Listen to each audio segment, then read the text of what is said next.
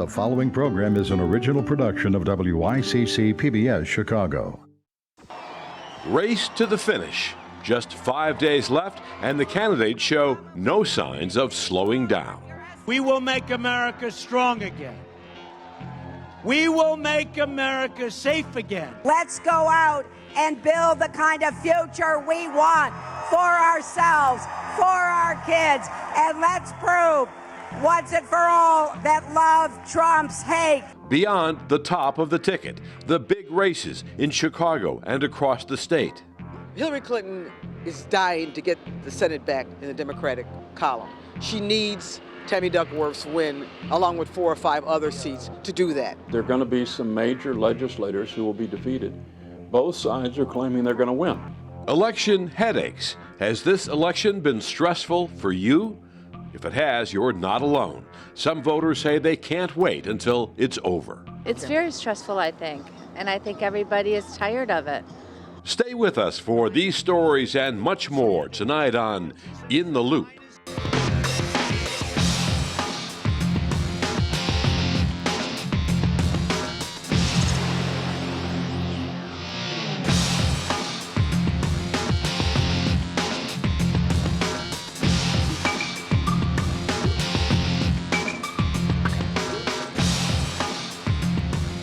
Good evening. I'm Chris Bury. Election Day is right around the corner. Early voting is well underway, and Illinois has reported the highest voter registration since 1970. More than 8 million people are expected to vote. The high-stakes race for president gets most of the attention, but the contest between Hillary Clinton and Donald Trump is also sending shockwaves across other races here in Illinois. But what we want to do is to replenish the Social Security Trust Fund. The rough and tumble presidential race has spilled over into Illinois campaigns for the U.S. Senate and House of Representatives. If you elect me to the Senate, I'll be guided by the simple notion that if you don't give up on yourself, America won't give up on you. Mark Kirk bucked his party to say Donald Trump is not fit to be commander-in-chief. Mark Kirk, courageous and independent. In what's considered one of the Republicans' most vulnerable Senate seats, Senator Mark Kirk is facing a tough bid for re-election against Representative Tammy Duckworth. Kirk's Senate seat is crucial for Republicans to maintain the chamber or for Democrats to reclaim a majority. Chicago Sun-Times political columnist Laura Washington explains Kirk is among those Republican senators who have tried to separate themselves from Donald Trump. Mark Kirk wisely separated himself from Donald Trump very early on, even before Trump got the nomination, but is still pulling him down because it's very easy for Duckworth to associate Kirk with Trump because they're Republicans, and that's what Duckworth has been doing. But distancing himself from Trump has not been Kirk's main problem. Recently, he has faced criticism from both political parties after seeming to mock his Democratic rival's ethnicity and her family's military service history during last week's debate. I had forgotten that your parents came all the way from Thailand to serve George Washington.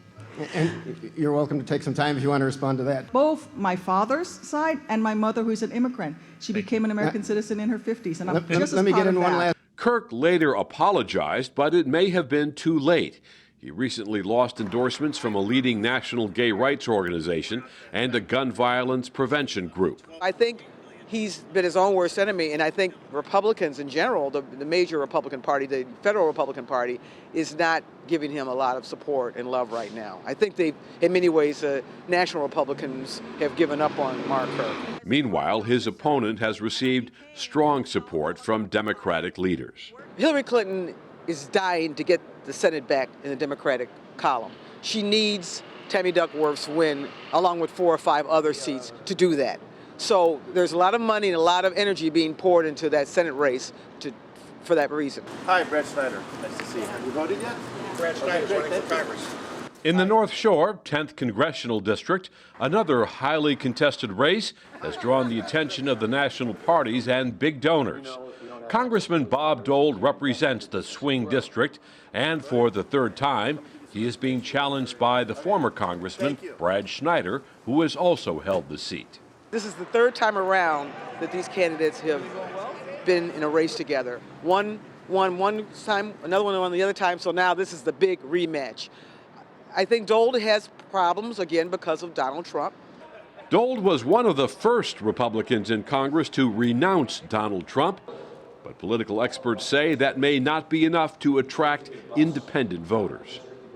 Independent voters are the deciding factor in races here and all over the country. I think that there are a lot of people who are staying out of the race who have not made a decision yet because they're not real excited about the top of the ticket. Those are the votes that Bob Dole is going to need. In that Senate race, Mark Kirk and Tammy Duckworth will debate for the third and final time Friday night. WLS ABC will broadcast that debate.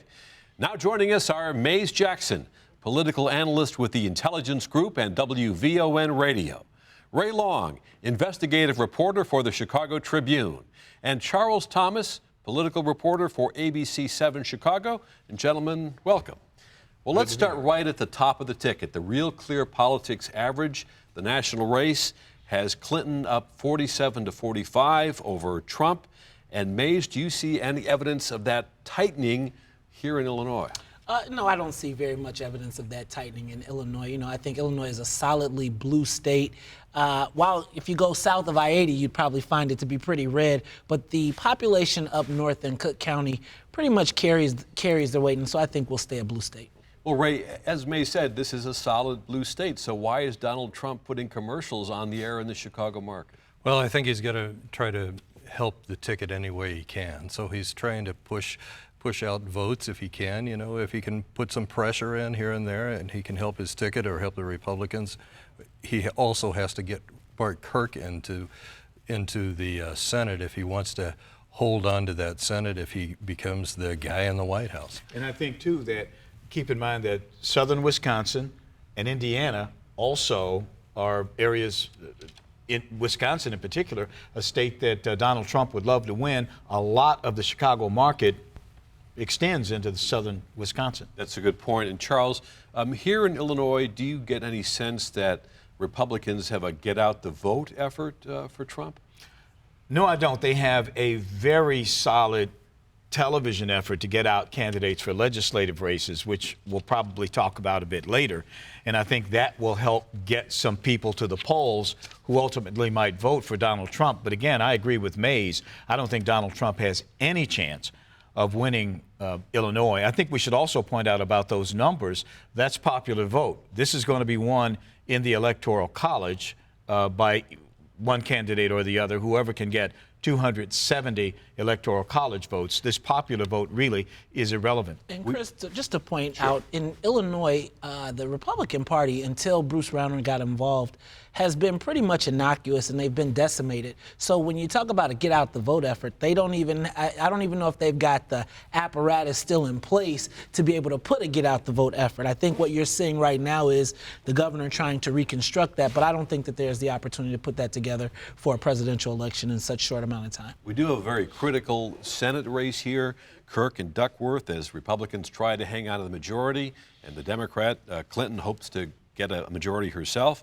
But Duckworth here has a commanding lead, 48% to 35% for Senator Kirk.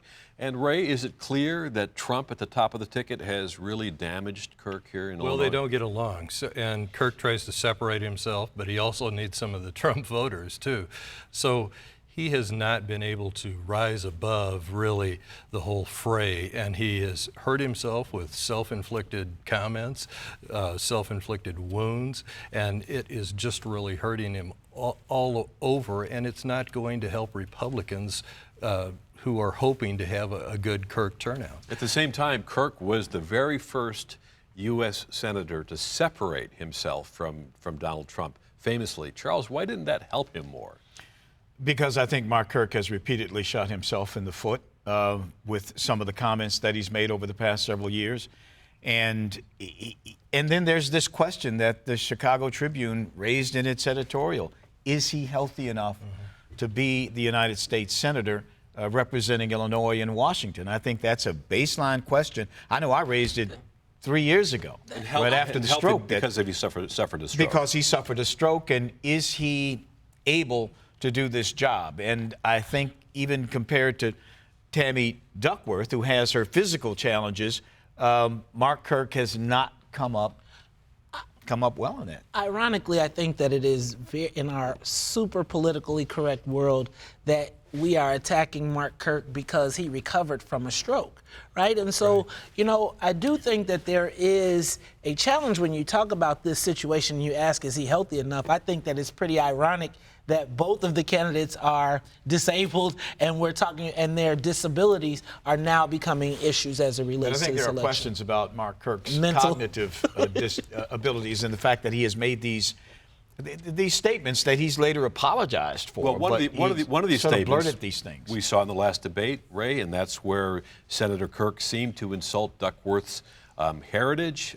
Later, he did apologize, as Charles mentioned. But is that symptomatic, that debate performance, of Kirk's bigger problem here? Well, I think in a way it is, because I think it put on display a guy who can't really put a governor on his tongue all the time, and he may be trying to make a different point than he really is, but it sure doesn't help him the way it comes out. And by this last round, it looked like he was doing a backhanded slap at Tammy's heritage, her military background. It just did not add up well, and he had to apologize, and he did that on Twitter. And you know what, Ray? He apologized on Twitter, but he hasn't faced the media for the past week. It's been a full week now that he hasn't talked to the media about that, and he's kept down his public appearances. Here you are, trailing in a race.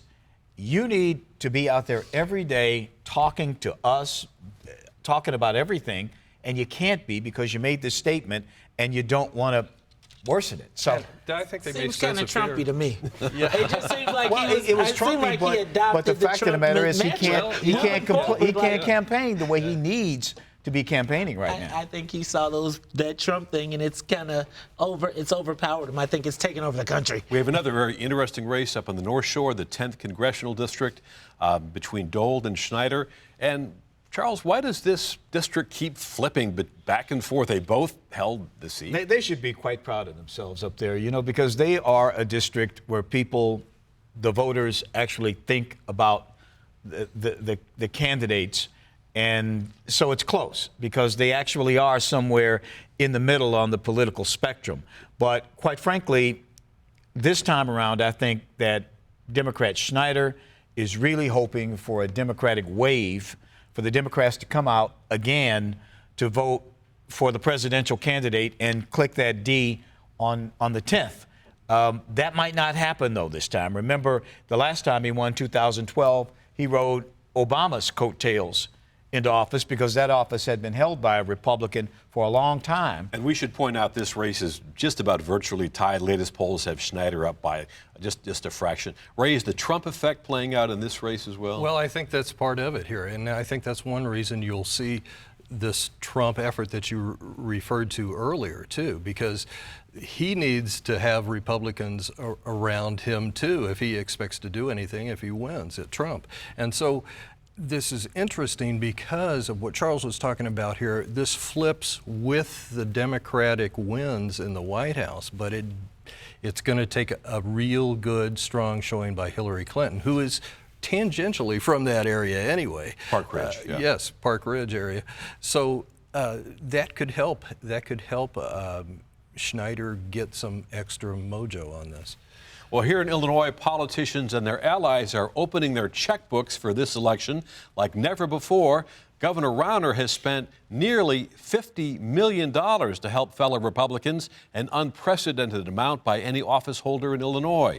Even normally sleepy races, including the one for state comptroller, are getting big infusions of cash from both sides. And as Daryl Denard reports, those battles are part of a power struggle between Governor Rauner and Assembly Speaker Mike Madigan.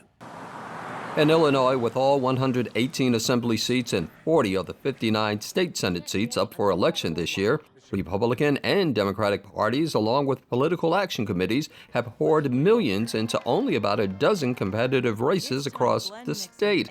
These battles are seen as proxies for the fight between Democratic Speaker Michael Madigan and Republican Governor Bruce Rauner for which party will control power in Springfield. There are going to be some major legislators who will be defeated. Both sides are claiming they're going to win.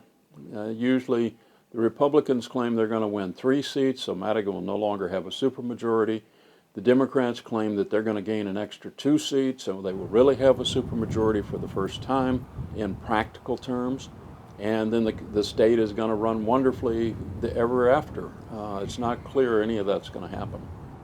We visited downstate Kankakee to get an idea on how unprecedented sums are being poured into local races. There's big money flowing into the contest for the 79th District State Representative.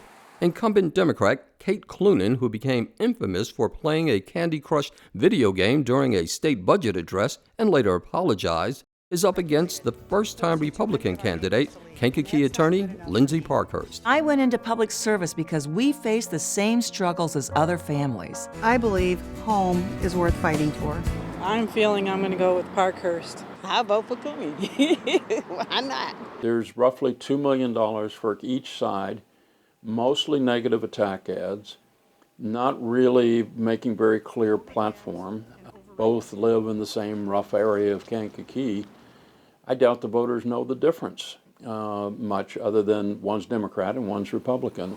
With few exceptions, voters we talked to toed the party line. For the most part, this was evident in the race for state comptroller, pitting Governor Rauner back Republican incumbent Leslie Munger and Speaker Madigan back Susana Mendoza. This time, it's really the only statewide race that is a proxy war between Governor Rauner and Speaker Madigan.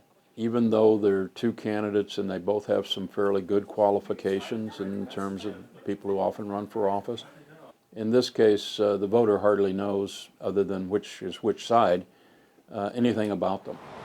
Based on the people that we talked to, most agree that taxes and the state budget are the top issues for voters. While this may be an example of bipartisan agreement, a number of voters are still undecided with Election Day just days away. I think there's a lot of people that are kind of undecided right now, and that's kind of the way I am right now as well. So, probably make my decision. I know it's got to be soon, so I'll make my decision when that time comes. We have a structural deficit in the state, if we were ever to have a functioning budget, of in the vicinity of $7 billion. We have a $110 billion debt in the pensions. That's not the way to run a state. And, it doesn't look like this election's going to clear that up very well. For In the Loop, I'm Darrell Denard reporting. Back with our panel now. Here in the controller's race, Mays, $12 million for an office that most Illinoisans couldn't explain to you if you asked them. Why such high stakes for this kind of a race that normally no one pays attention to? Well, I would tell you that the reality is the high stakes of this race is if Susana Mendoza wins, then Speaker Madigan, what I'm hearing, will not pass a budget for the remainder of the 2 years. By having control of the comptroller's office, they can still continue to cut the checks to the people that they want to cut the checks to, making sure that their legislators, et cetera, get paid.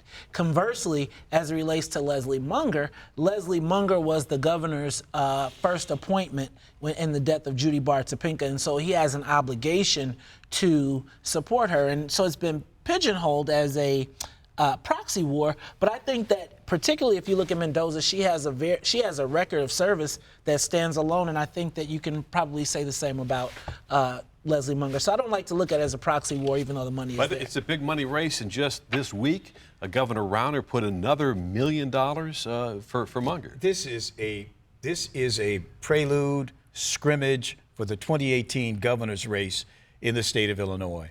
They're looking at everything that happens in this race to see where they need to be in 2018. Speaking of Governor Rauner versus Mike Madigan or the Democrats in a larger sense. I don't know who they're running yet, but they're looking at numbers. That's why I think Leslie Munger is spending so much time right now in the African-American community.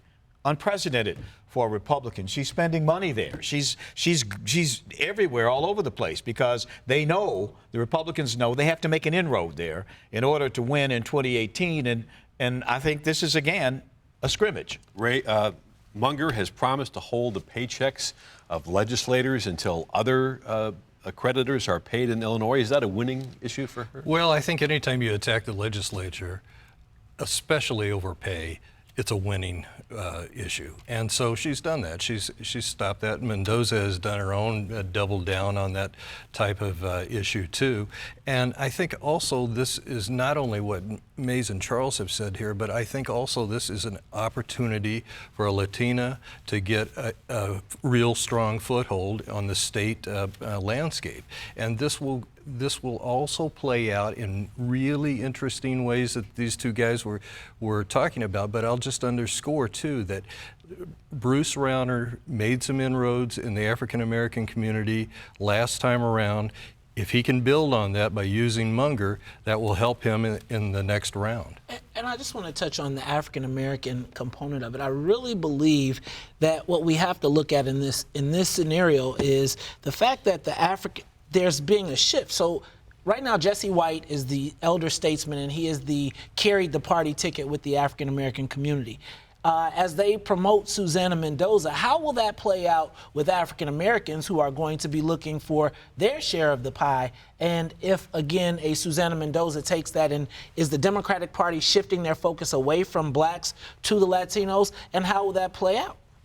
Yeah. Well, I mean, I don't think they can. I don't think they can afford to do that at this point, because the Latino vote just does not come up to what the African-American vote is at this point. But going back to one of the other things he talked about in that piece, Daryl did, about these individual legislative races, who wins those? I mean, what is that about? Does Speaker Madigan increase his supermajority in the House so that he is even more powerful, or is Governor Rauner able to chip away and reduce that supermajority so that Madigan cannot override his veto? Well, when we look at the spending, that's what Daryl was talking about in that opening segment. I mean, even in this Kankakee race, at least $2 million for a state representative race. That's never happened in Illinois before. Yeah, it could double. It could even double that figure by the time it's all over. And what we've seen here is this idea that Madigan needs to get more than 71. 71 is a supermajority, but even 71, he couldn't hold it all together. So he needs to have people who vote with him, not just hit the 71 supermajority. Because, be careful what he wishes for, because if he gets a supermajority, yes, he's going to have to govern then. Because if he can override the governor anytime he wants to, Illinoisans who are sick of this fiscal mess are going to demand, well, Mr. Speaker, now you got the votes, you got the bodies, govern. If you watch any of these commercials, Mays, it's clear that Republicans are trying to tie every single one of these races to Mike Madigan.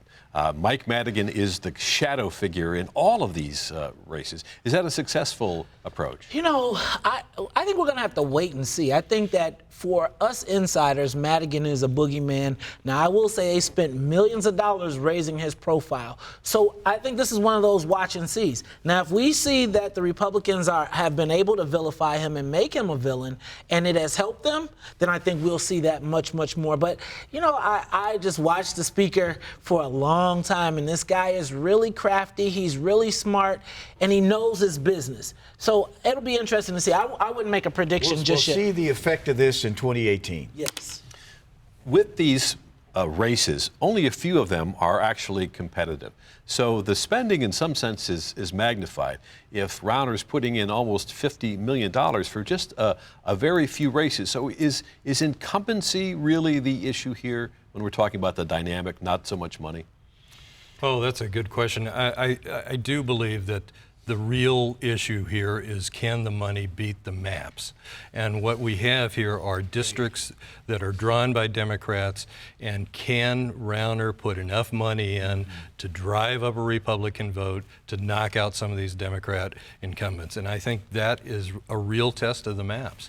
I just want to touch on that. I think that when they say most of these races are uncontested or they're not in play, that tends to be downstate. What we also see is in the African American community, as we're talking about this, is that there tends to not be any challengers, right? And so the other dynamic that we need to be looking at is, will Rauner recruit black candidates to run against black candidates in a place where the speaker has not really traditionally ever had to defend? And finally, for all of us suffering burnout over politics, we have some great news. The Cubs are the world champions after 108 years, and we only have a minute left. Charles, and I'll go around the table here. Your thoughts on what it means to Chicago? I'm a White Sox fan, tried and true, but I respect the game, and I respect the Chicago Cubs because that was one of the best it was the best World Series game I've ever seen, and they won it. And Ray, you've been tweeting about this. I've seen your tweets throughout the series. It was practically play-by-play in the last few innings there. But I got to tell you, I kept peace at home, stayed with my wife. She's a Cubs fan, and we rode it all the way, and it was beautiful baseball. Sometimes sloppy, but it was still just really nerve-wracking. And the last word goes to a Sox fan here. I'm the lone holdout. Go White Sox.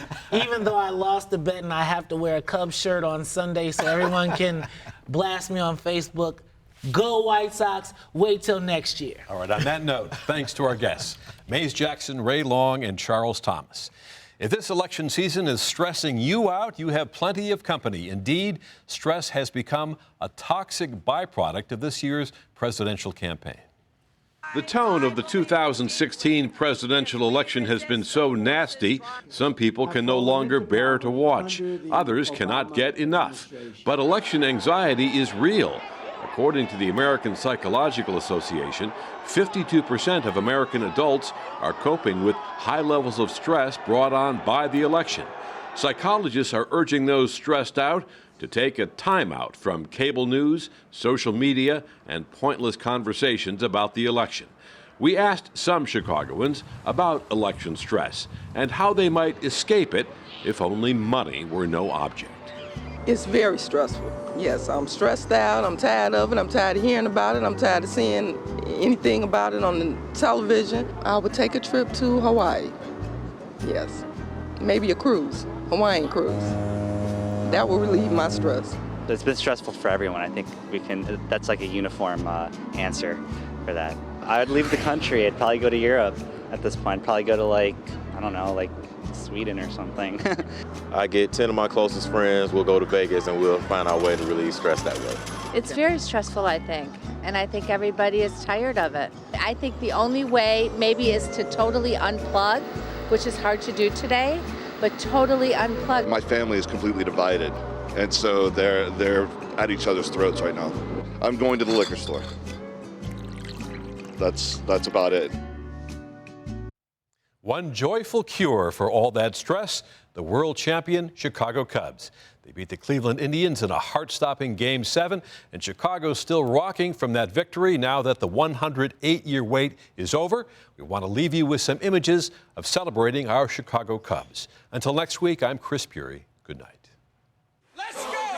Go Cubs, go! Go Cubs, go! Hey Chicago, what do you say to come on one today?